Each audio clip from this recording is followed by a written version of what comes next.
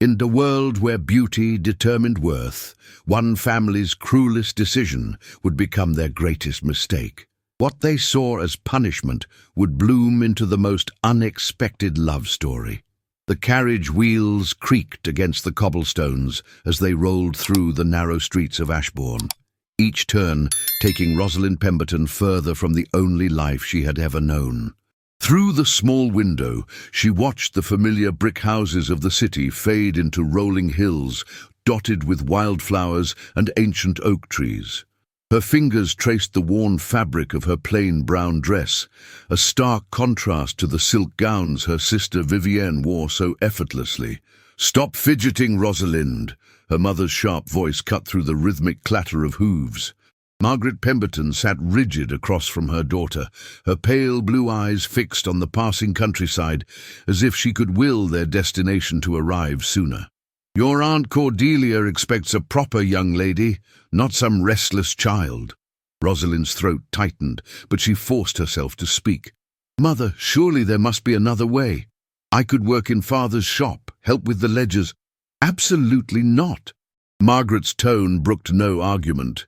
"Your father and I have made our decision. Vivian's engagement to Lord Blackwood is far too important to risk having you around." The unspoken words hung in the air like smoke from a dying fire. "You're too plain, too awkward, too much of an embarrassment." Rosalind had heard the whispered conversations behind closed doors, the way her mother's friends would glance at her with barely concealed pity when they visited for tea. While Vivian had inherited their mother's golden hair and porcelain features, Rosalind possessed something far less valuable in their world: intelligence, kindness, and a spirit that refused to be completely broken despite years of subtle cruelty. The countryside grew wilder as they travelled deeper into the rural district of Millhaven. Ancient stone walls lined the roads, covered in climbing ivy that seemed to reach toward the pale afternoon sun. Sheep grazed in distant fields, their wool looking like scattered clouds against the emerald grass. Despite her circumstances, Rosalind found herself leaning toward the window, drinking in the beauty of a world she had never seen before. "Aunt Cordelia's letters speak of a quiet life," Margaret continued, her voice taking on that practiced tone she used when explaining away inconvenient truths to the neighbours. "You'll help her with the household, perhaps teach the village children their letters. It's suitable work for someone of your disposition."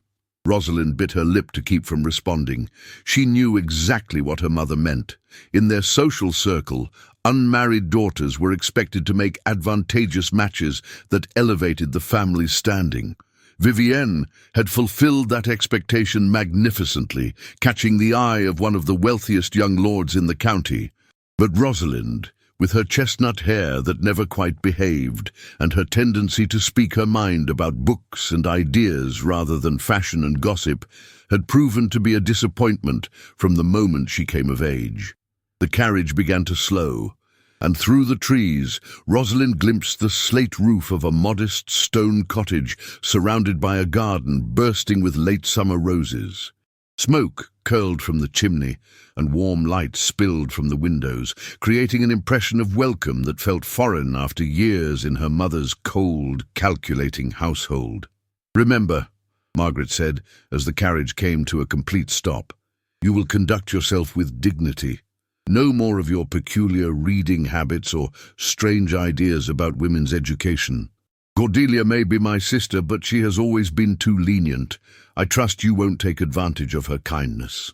The driver opened the door, and Margaret stepped down first, smoothing her travelling dress with practiced efficiency.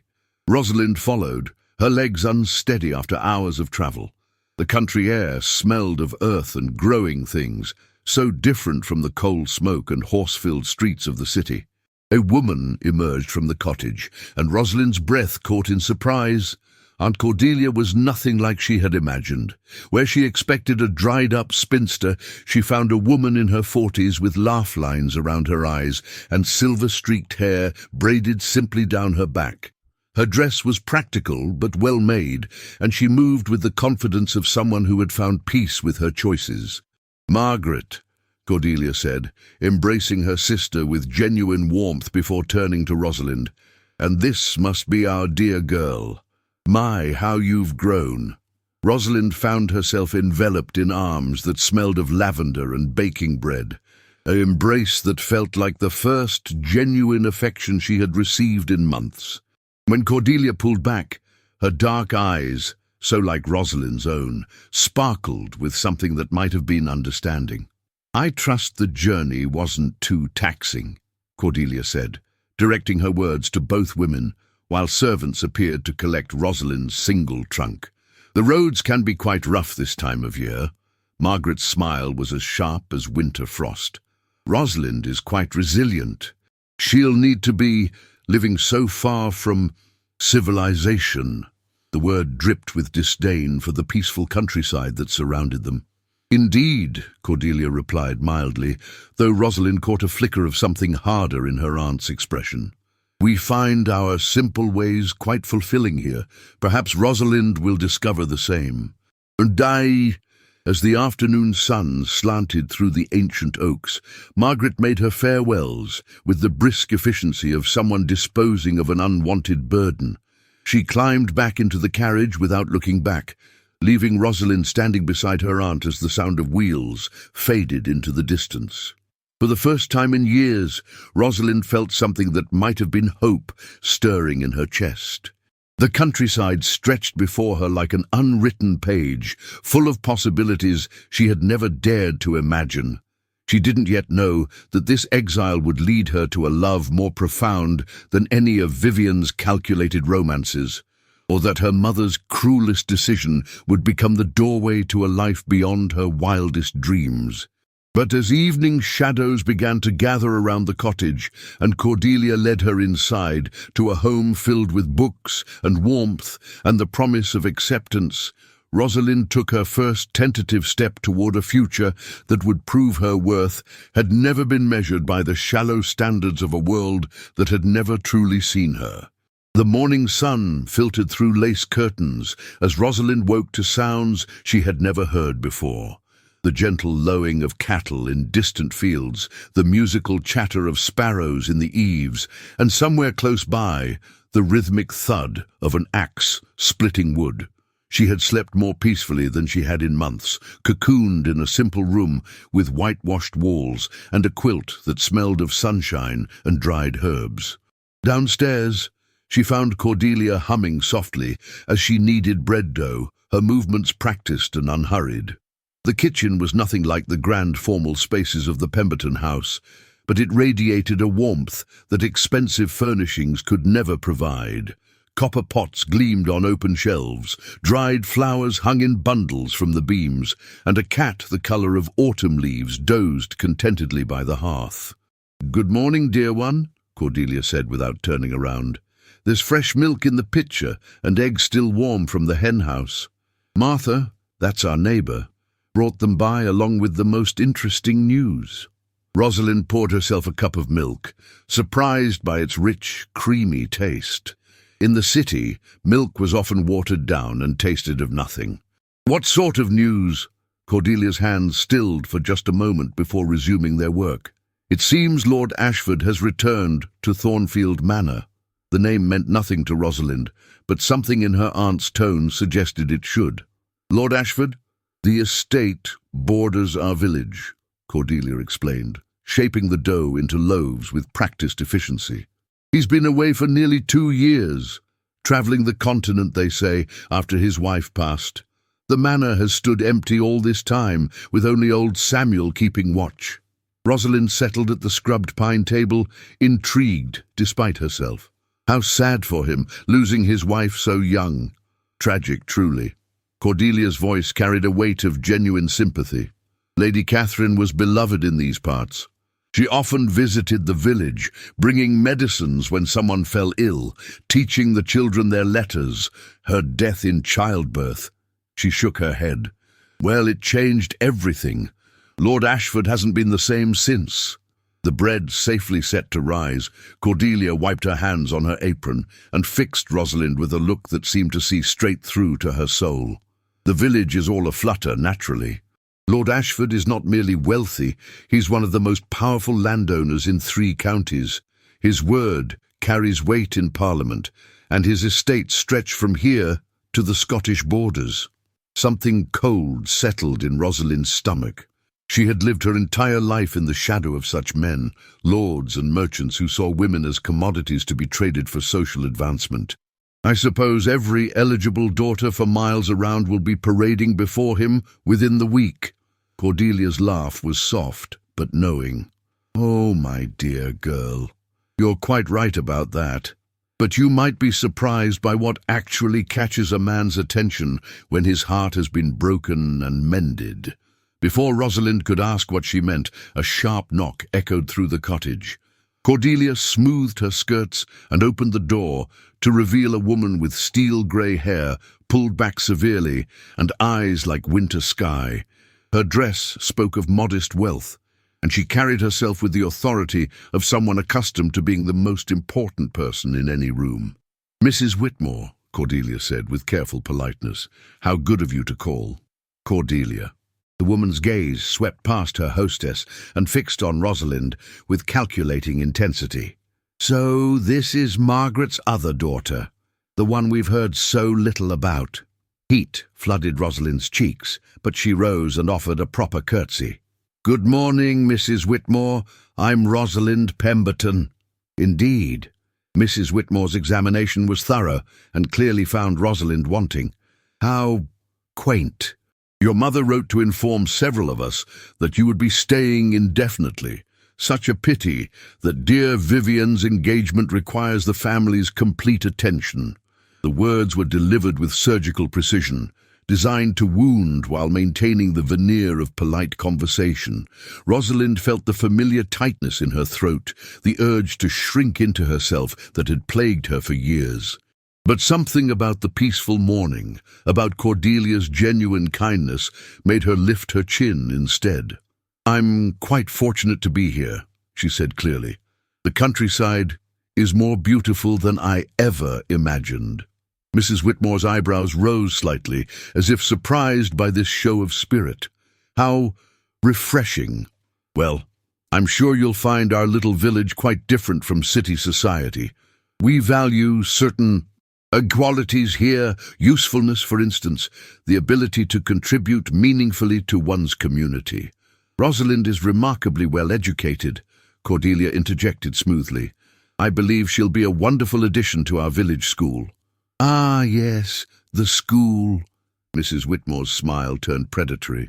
"How fortunate that you mention it. We've had the most interesting development there. It seems Lord Ashford has taken a personal interest in the children's education. He visited yesterday, examining the books and asking detailed questions about the curriculum." Cordelia's teacup paused halfway to her lips. "Lord Ashford visited the school." "Indeed, quite unexpected, really. He seemed particularly concerned about the quality of instruction." Mrs. Whitmore's gaze returned to Rosalind. "Of course, we'll need to ensure that any new teachers meet his exacting standards. The last thing we want is for someone unsuitable to catch his attention unfavorably." The threat was subtle but unmistakable.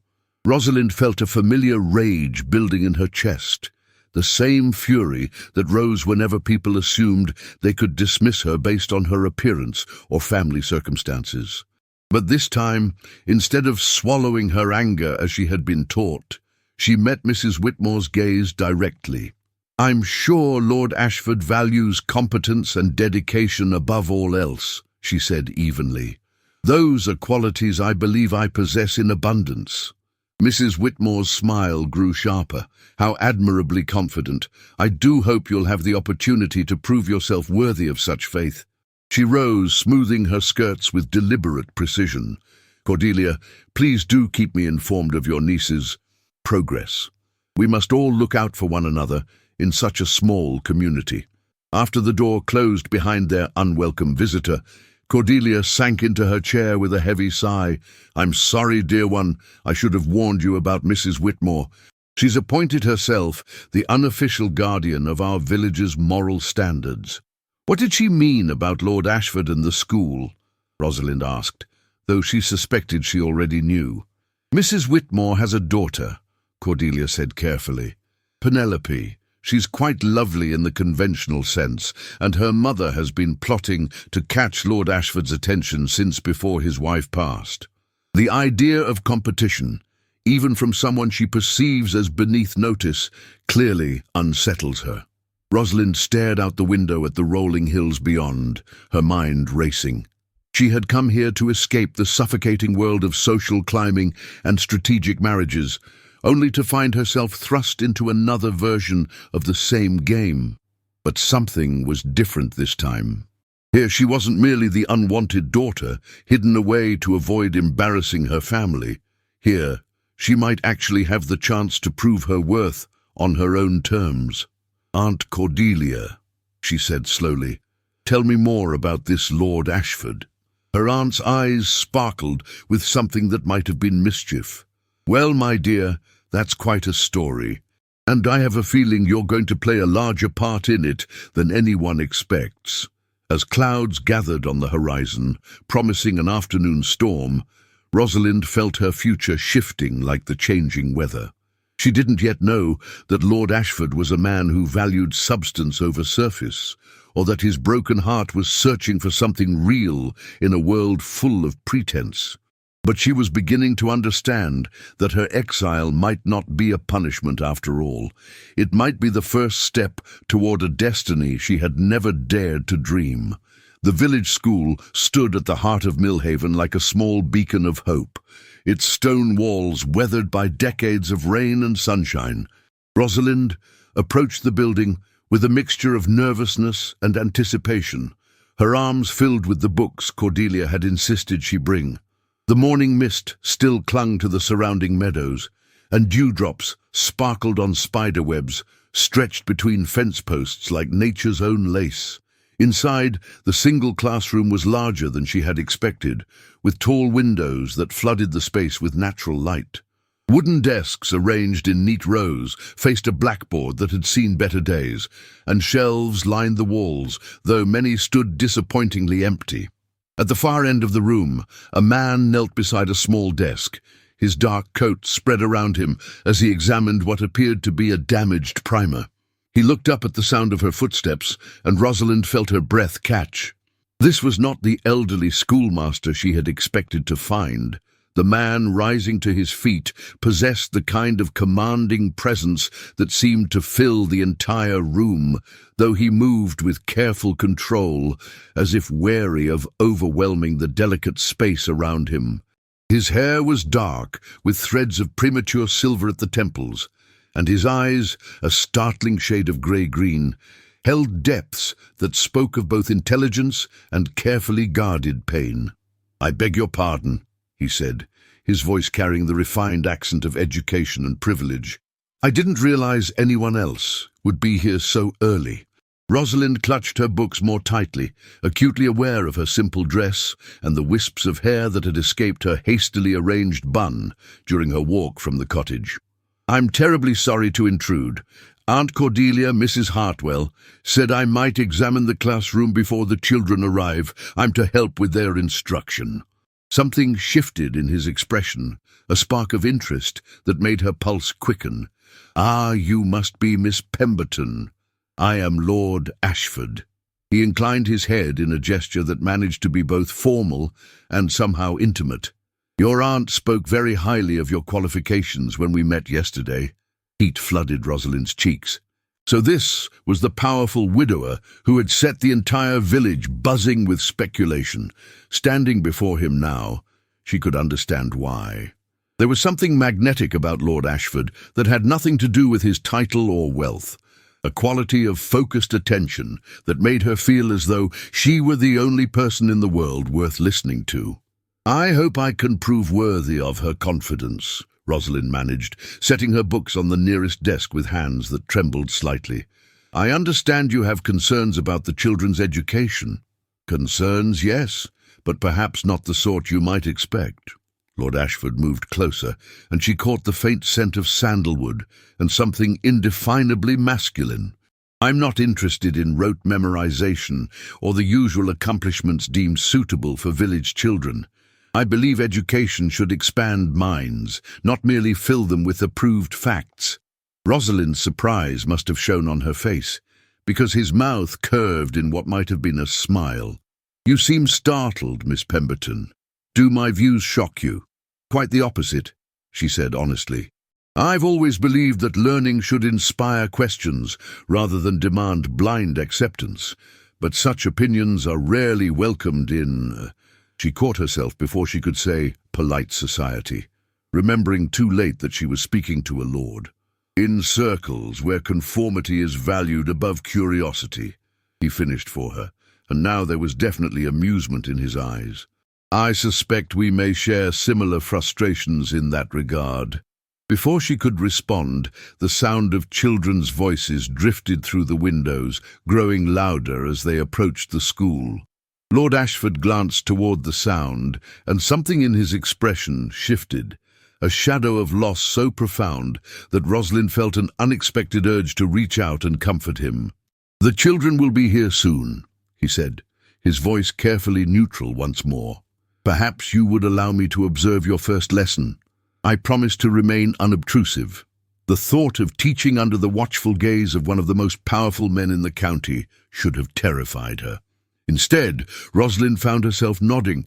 Of course, my lord. Though I should warn you, I intend to begin with a story rather than arithmetic. A story? This time his smile was genuine, transforming his austere features into something approaching warmth. How wonderfully subversive. The children burst through the door in a tumble of energy and chatter, boys and girls ranging in age from perhaps 6 to 14, their clothes patched but clean, their faces bright with curiosity about the stranger in their classroom. Rosalind felt a familiar thrill at the sight of young minds ready to be engaged, the same feeling that had sustained her through years of reading to herself in the Pemberton Library. Good morning, children, she said, moving to stand before the blackboard. I'm Miss Pemberton, and I'll be helping with your lessons. But before we begin with letters and numbers, I'd like to tell you about a princess who refused to be rescued. A collective intake of breath greeted this announcement. From the corner of her eye, Rosalind saw Lord Ashford settle into a chair near the back of the room, his attention focused intently on her face. This princess, she continued, warming to her subject, lived in a tower not because she was imprisoned, but because she was studying the stars. She had discovered that knowledge was more powerful than any sword, more valuable than any treasure. And when dangers threatened her kingdom, she didn't wait for a prince to save her. Instead, she used what she had learned to save herself and her people. The children were captivated, leaning forward in their seats as Rosalind wove her tale.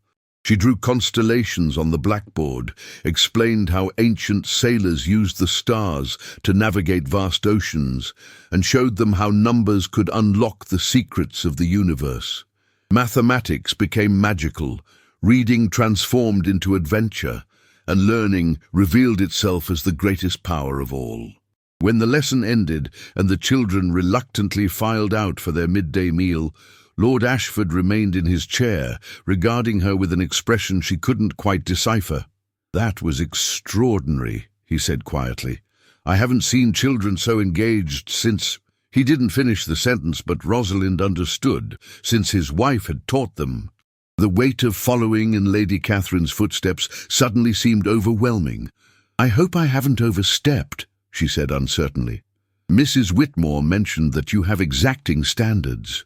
Lord Ashford rose and walked slowly toward her, each step deliberate and measured. When he stopped, he was close enough that she could see the flecks of gold in his grey-green eyes, close enough to notice the way his gaze lingered on her face, as if memorizing each feature. Mrs. Whitmore, he said with careful precision, has many opinions about what constitutes proper education. Most of them are wrong. His voice dropped to something almost intimate. What I witnessed today was not merely teaching, Miss Pemberton, it was inspiration, and that is far rarer than diamonds. The compliment hit her like physical warmth, spreading through her chest and making her feel more valued than she had in years.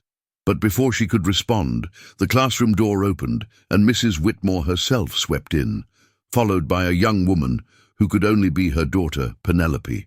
Where Rosalind was understated and quietly intelligent, Penelope Whitmore was everything society deemed beautiful: golden hair arranged in perfect ringlets, porcelain skin unmarked by thought or worry, and a figure that filled her expensive dress to advantage.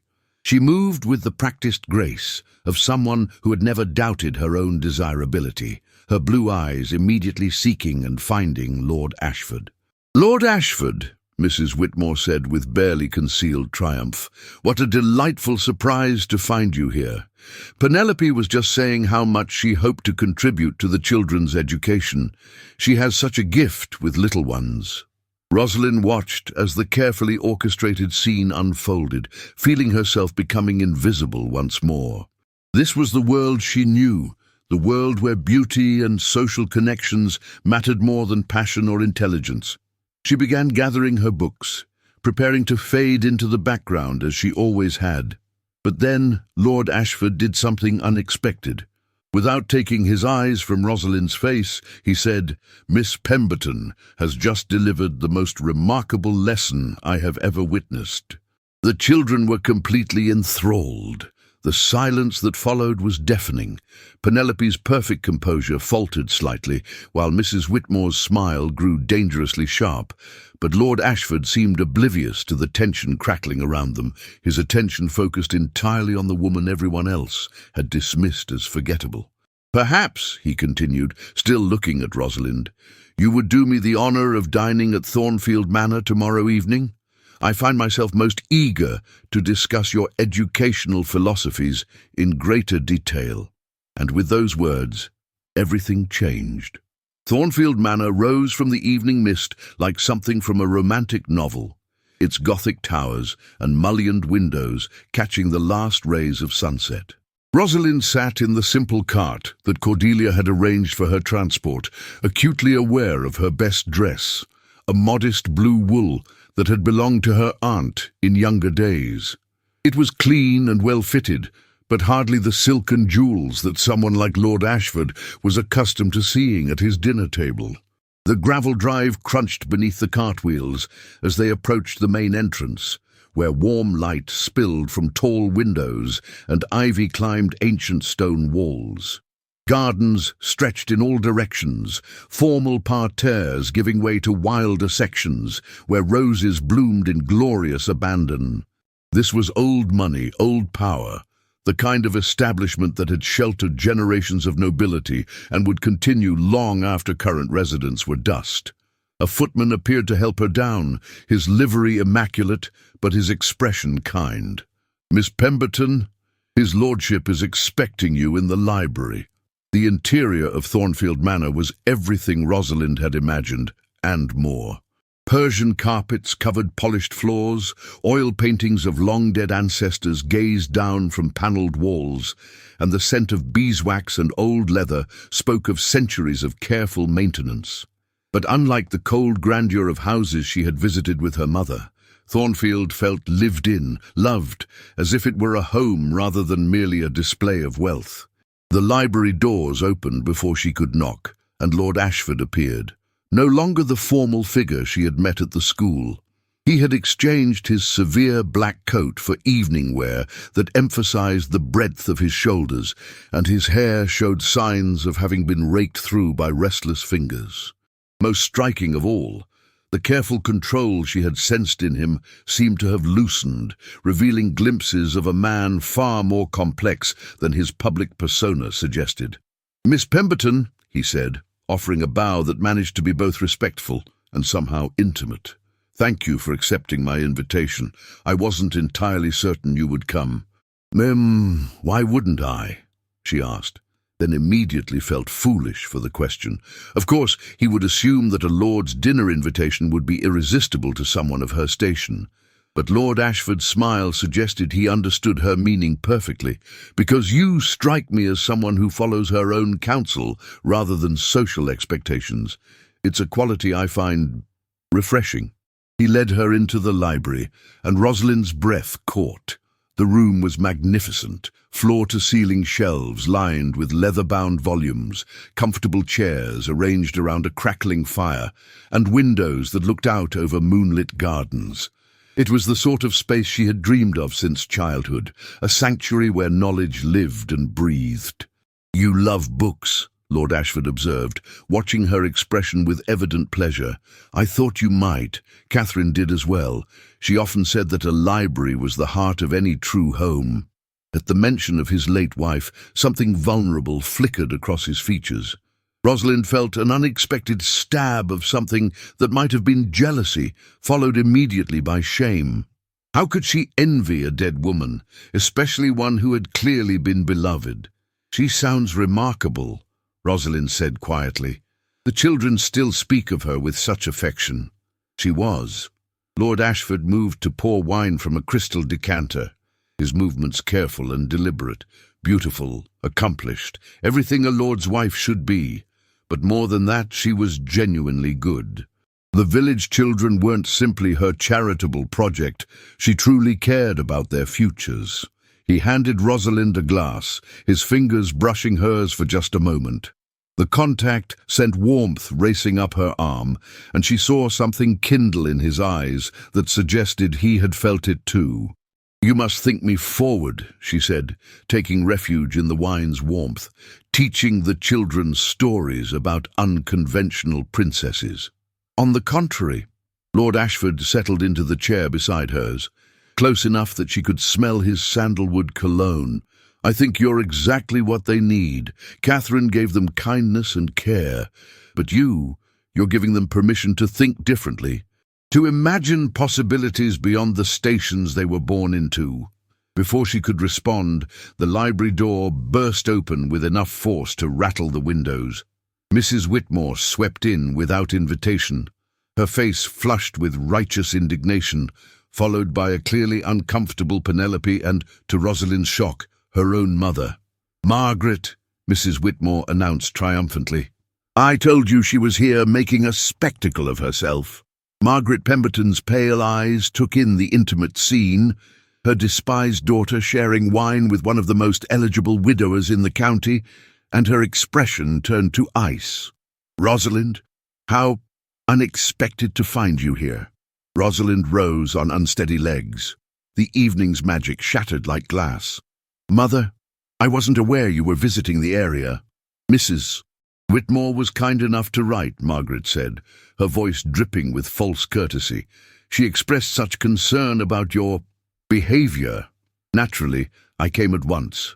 Lord Ashford had risen as well, his manner shifting back to the formal politeness he wore like armor.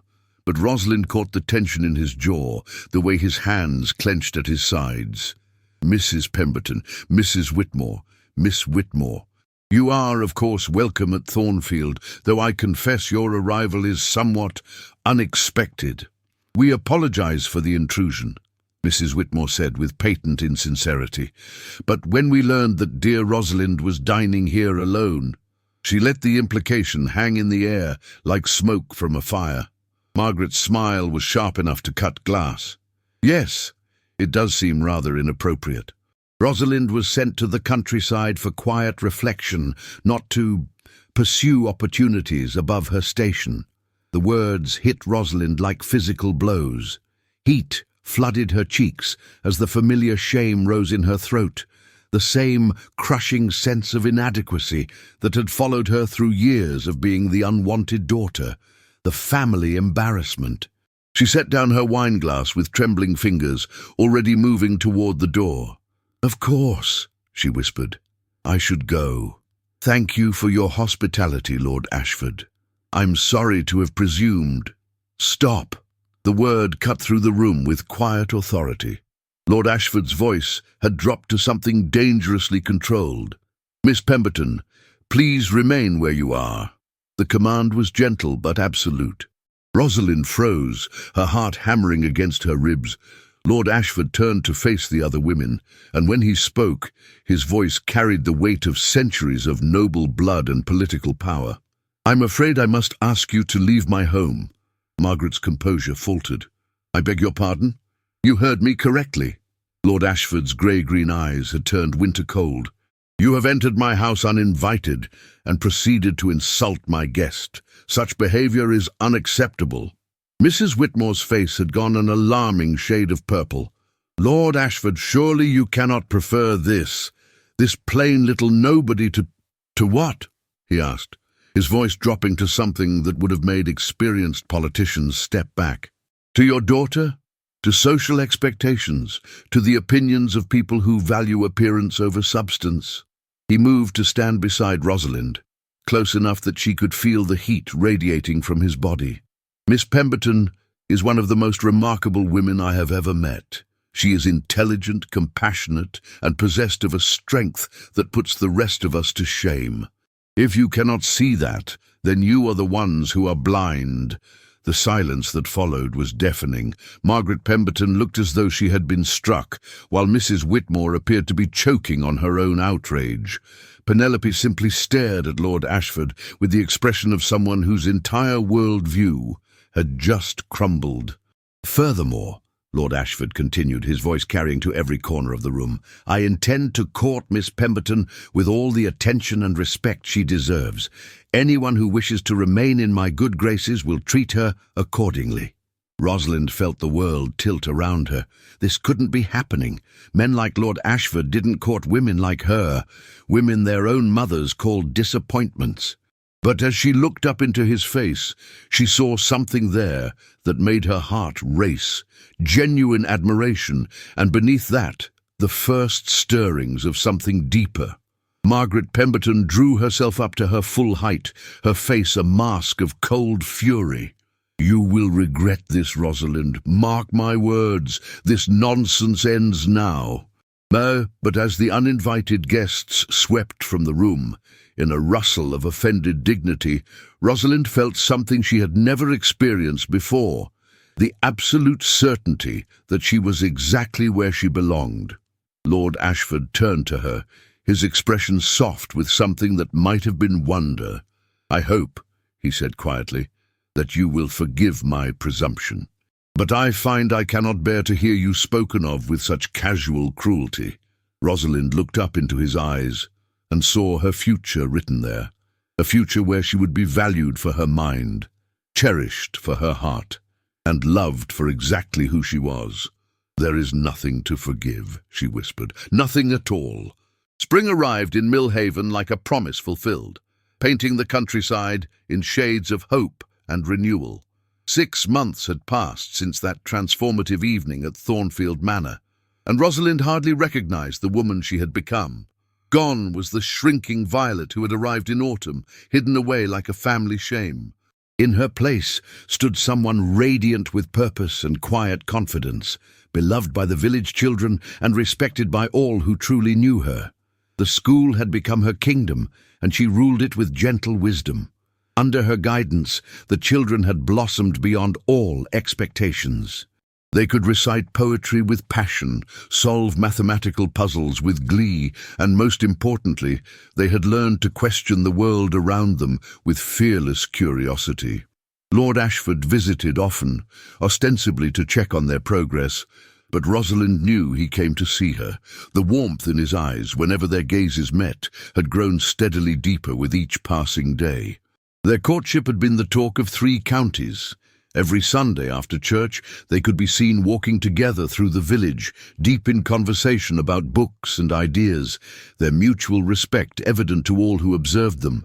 Lord Ashford had proven to be everything Rosalind had never dared to dream of in a companion, intelligent, kind, and possessed of a sense of justice that matched her own. But this morning was different. Cordelia had woken with an unusual sparkle in her eyes and had spent the early hours bustling about with mysterious purpose. Now, as Rosalind prepared for another day at the school, her aunt appeared in the doorway wearing her best dress and an expression of barely contained excitement.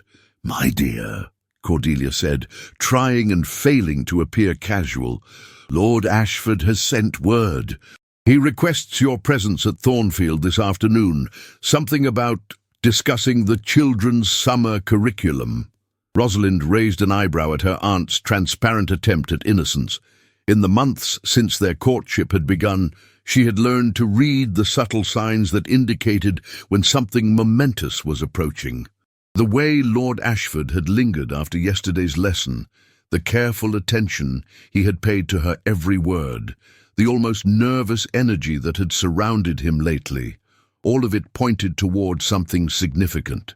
"Aunt Cordelia," she said with gentle amusement, "do you know something I don't?" Her aunt's smile widened. "I know many things, dear one, but some secrets are not mine to tell." The afternoon sun was warm on Rosalind's face as she walked the familiar path to Thornfield Manor. The gardens were in full bloom, roses cascading over ancient walls and filling the air with their sweet perfume. But today she noticed details that had escaped her before.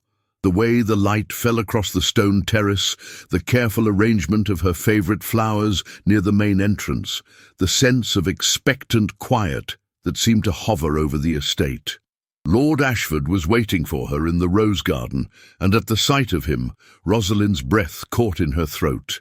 He had always been handsome, but today there was something different about him, a lightness she hadn't seen since their first meeting, as if some long-carried burden had finally been set aside.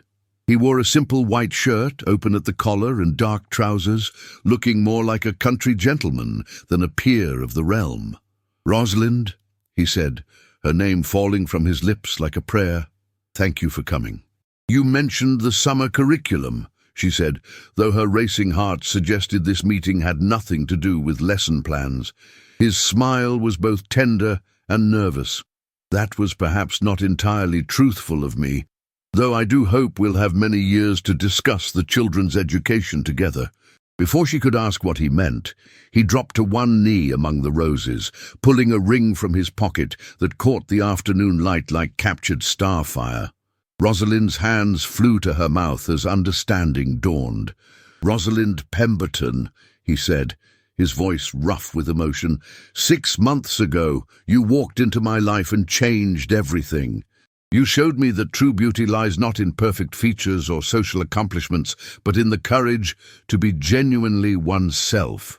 You taught me that love isn't about finding someone who fits society's expectations, but about discovering the person who makes your soul feel complete." Tears blurred her vision as he continued, his words painting a future she had never dared to imagine.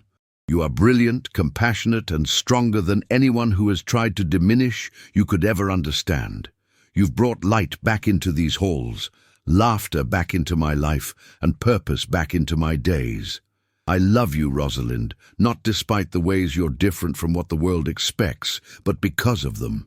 He held up the ring, and she could see his hands trembling slightly. "Will you marry me? Will you be my wife, my partner, my equal in all things? Will you help me raise children who think as boldly as you do, and grow old beside me in this house that has been waiting for your presence to truly become a home?" Through her tears, Rosalind saw not just the man before her, but the life he was offering. A life where she would be valued, cherished, and free to be exactly who she was meant to be. She thought of her mother's cruel words, of Mrs. Whitmore's dismissive sneers, of all the people who had looked at her and seen only what she lacked. None of it mattered now. What mattered was the love shining in Lord Ashford's eyes, the future stretching before them like an unwritten book. "Yes," she whispered, then louder, with all the joy bursting from her heart. "Yes, Philip, yes to everything." He slipped the ring onto her finger with hands that shook with emotion, then rose to gather her into his arms. Their first kiss was everything she had dreamed and more, tender, passionate, and filled with the promise of all the years to come. As autumn returned to Millhaven, the village prepared for the wedding of the year. Lady Rosalind Ashford, for that was how she would be known, had proven that worth could not be measured by conventional standards. The same woman who had arrived as an unwanted exile was now one of the most powerful and beloved figures in the county. Margaret Pemberton attended the wedding with a fixed smile and eyes full of regret, finally understanding what she had thrown away in her daughter. Mrs. Whitmore sat rigid with jealousy, forced to watch as the woman she had dismissed as beneath notice became everything her own daughter had failed to be. But Rosalind felt only pity for them, secure in the knowledge that their opinions no longer had the power to wound her. The ceremony took place in the village church, filled to overflowing with everyone whose lives Rosalind had touched. The children from her school had picked wildflowers to line the aisle, and their faces glowed with love for the teacher who had taught them to dream beyond their circumstances. As Rosalind walked down that flower-strewn aisle toward the man who valued her mind as much as her heart, she felt the final pieces of her transformation clicking into place. She was no longer the ugly daughter hidden away in shame. She was Lady Ashford, educator, advocate, and beloved wife of one of the most influential men in England. But more than that, she was finally, completely, triumphantly herself. The woman who had been sent to the countryside as punishment had found her true home. The daughter, deemed unworthy of love, had discovered a partnership built on mutual respect and genuine affection. And the girl who had always felt like she didn't belong anywhere had taken her rightful place in a world that was better for her presence.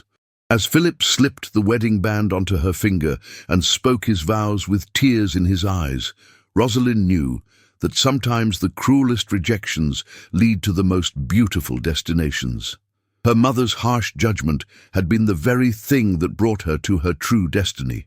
In the years that followed, Lady Rosalind Ashford would become known throughout the realm for her progressive schools, her advocacy for women's education, and her loving partnership with her husband.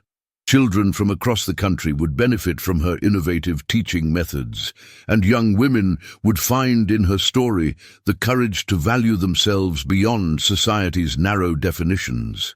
But on this perfect autumn day, surrounded by love and bathed in golden sunlight, she was simply Rosalind, cherished, valued, and finally home.